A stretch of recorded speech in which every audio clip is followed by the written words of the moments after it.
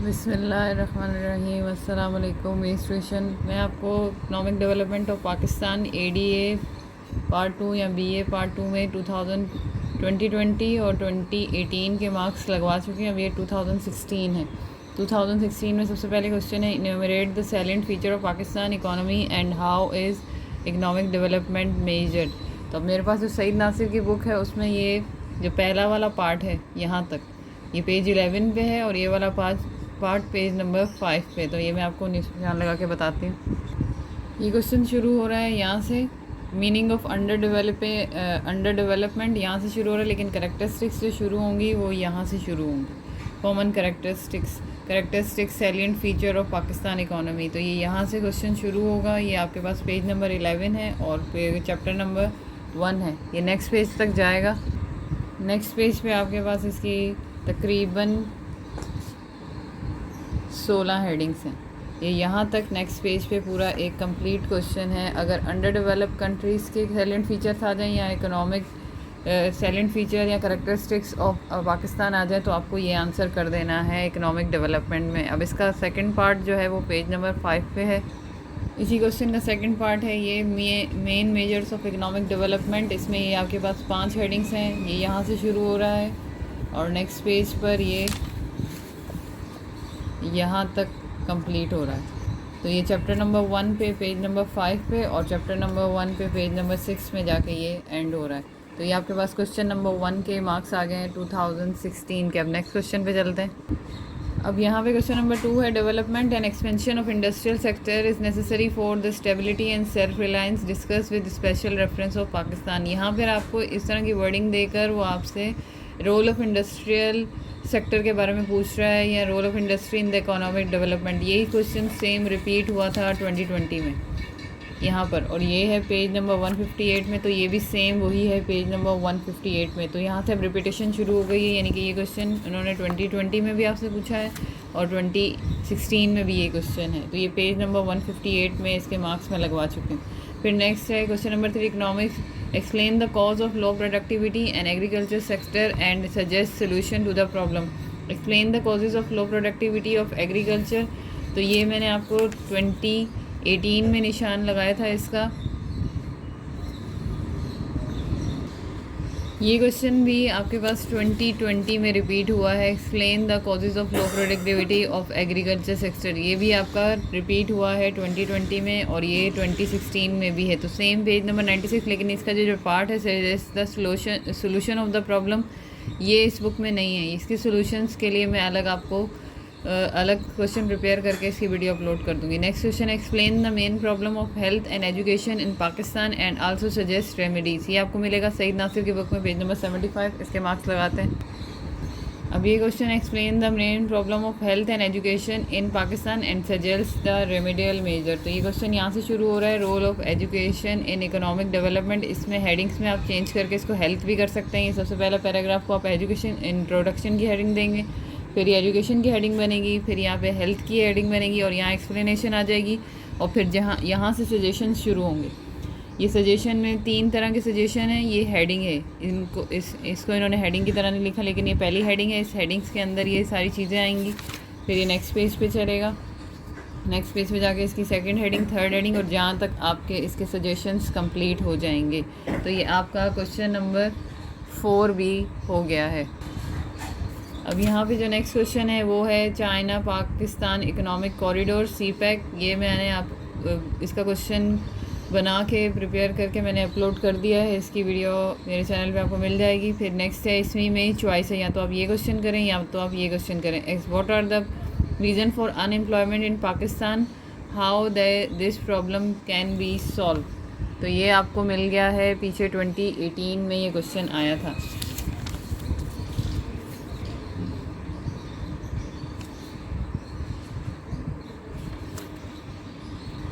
ये क्वेश्चन 2018 में रिपीट हुआ है। Unemployment is an important problem Pakistan, discuss reason and remedies. तो ये क्वेश्चन 2018 में आया है और ये क्वेश्चन यहाँ 2016 में भी रिपीट हुआ है। अब यहाँ पे जो क्वेश्चन है, define government budget and explain how budget deficit can be remove. तो है डिफाइन गवर्नमेंट बजट 289 पेज पे है। यहाँ पे चलते हैं। डिफाइन बजट या budget formulation, what is federal budget, ये गवर्नमेंट बजट भी इसको कह सकते हैं। तो यहाँ पर ये हम इसको लिखेंगे गवर्नमेंट बजट को डिफ़ाइन जो आपको करना है वो यहाँ से आप ले लेंगे। ये गवर्नमेंट बजट पूरा यहाँ से यहाँ तक आपका डिफ़ाइन हो जाएगा। फिर इसका जो सेकंड पार्ट है, how can budget deficit be remove.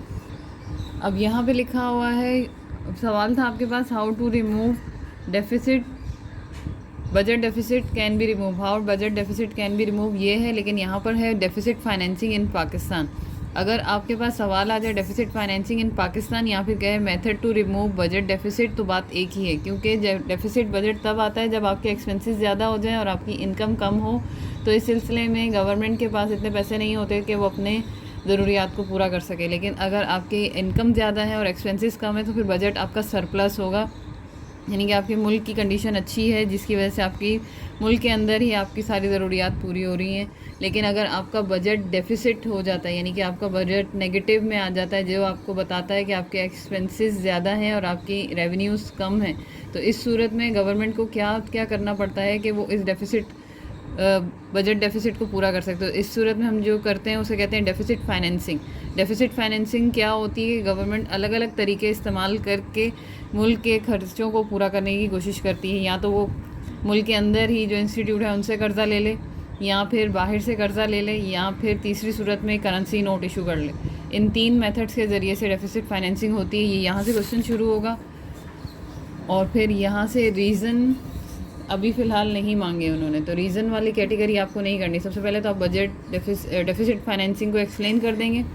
फिर यहाँ से सोर्सेस ऑफ फाइनेंसिंग डेफिसिट, तो ये जो आपने है ये है आपके मेथड्स, इन मेथड्स को आपने एक्सप्लेन करना है यहाँ से, और ये तीन मेथड आ जाएंगे आपके पास यहाँ तक। तो सबसे पहले ये क्वेश्चन कैसे लिखना है, पेज नंबर 289 पे तो आपने गवर्नमेंट बजट की डेफिनेशन कर देनी है। उसके बाद आपने यहाँ से method to remove budget deficit करना है, तो उसमें डेफिसिट फाइनेंसिंग को आपने एक्सप्लेन करना है, जो कि यहाँ तक हो जाएगा। फिर उसके बाद आपने सोर्सेज ऑफ फाइनेंसिंग डेफिसिट या method to remove budget deficit करना है यहाँ तक, और वो ये क्वेश्चन आ जाएगा आपके पास 303 पेज पर, और ये चैप्टर नंबर है 17। इसके अलावा अभी उसने इस क्वेश्चन में ये नहीं पूछा है डेफिसिट फाइनेंसिंग है यूज़फुल वेपन, ये नहीं पूछा। तो ये अगर पूछ ले या इसमें पूछ ले कि डेफिसिट फाइनेंसिंग के क्या एडवांटेजेस हैं, क्या इंपॉर्टेंस है, तो फिर वो आप लिख लेते हैं। उसके एडवर्स इफेक्ट भी आ रहे हैं, तो एडवर्स इफेक्ट ज़्यादा होते हैं ना कि इसके एडवांटेजेस ज़्यादा होते हैं। डेफिसिट फाइनेंसिंग वजह बनती है इन्फ्लेशन की। जैसे आप देख रहे हैं कि पाकिस्तान के अंदर पाकिस्तान की इकॉनमी की सिचुएशन अच्छी नहीं है, तो लिहाजा आपको IMF से लोन लेना पड़ता है। जब आप IMF से लोन ले रहे हैं तो उस सूरत में आपके ऊपर रिस्ट्रिक्शंस आती हैं, तो फिर उसकी वजह से चीज़ों की कीमतें बढ़ती हैं, टैक्स बढ़ता है। तो ये डेफिसिट फाइनेंसिंग की ही एक सूरत है। तो जो भी सिचुएशन वो इस डेफिसिट फाइनेंसिंग के थ्रू आपसे पूछेगा तो आपको आंसर कर देना है। लेकिन फ़िलहाल आपके पास सिर्फ गवर्नमेंट बजट और डेफिसिट फाइनेंसिंग या फिर method to remove budget deficit के बारे में ही पूछ रहा है। तो ये आपको पेज नंबर 301 पे मिल जाएगा, और ये कुछ चैप्टर नंबर है 17। नेक्स्ट क्वेश्चन पे चलते हैं। नेक्स्ट क्वेश्चन है हमारे पास, define aim and objectives of economic planning in Pakistan and explain its importance. ये 2020 में भी आया है और ये 2018 में भी रिपीट हुआ है। तो ये पेज 252 पर है, ये वहाँ पे आपको मिल जाएगा। फिर explain factor affecting the Pakistan patterns of international trade, ये क्वेश्चन इस बुक में नहीं है, ये मैं आपको अलग से बना के अपलोड कर दूँगी। फिर उसके बाद है function of state bank of Pakistan. Function of state bank of Pakistan हो या फंक्शन ऑफ सेंट्रल बैंक हो, बात एक ही है। अगर आपके पास सेंट्रल बैंक के फंक्शन हैं तो वहाँ पर आप सेंट्रल बैंक का लिख के मेंशन करें कि सेंट्रल बैंक के फंक्शन ये हैं, लेकिन उन्हीं फंक्शंस को आपने स्टेट बैंक के फंक्शन बताने, क्योंकि पाकिस्तान का central bank state bank of Pakistan है, और जो सेंट्रल बैंक के फंक्शन होंगे वही स्टेट बैंक के फंक्शन होंगे। लेकिन आपने यहाँ पर इसके फॉर्मेशन की डेट वगैरह बता देंगे तो ज़्यादा बेहतर रहेगा। बाकी आप फंक्शन ऑफ सेंट्रल बैंक की हेडिंग की जगह function of state bank of Pakistan की हेडिंग लगाएंगे, और उसके अंदर जहाँ जहाँ सेंट्रल बैंक के फंक्शन में सेंट्रल बैंक लिखा होगा वहाँ पे आपको स्टेट बैंक ऑफ पाकिस्तान लिख के उन्हीं फंक्शंस को मेंशन कर देना। ऑब्जेक्टिव्स ऑफ फिस्कल पॉलिसी, ये मैंने 2018 में ये आया था और मैंने कहा था कि ये मेरे चैनल पे भी मौजूद है, तो इसकी वीडियो आपको वहाँ से मिल सकती है। प्राइवेटाइजेशन पॉलिसी 2020 में भी आया है और 2018 में भी आया है, तो ये आपको पीछे मार्क्स लगे हुए हैं, वहाँ से मिल जाएगा।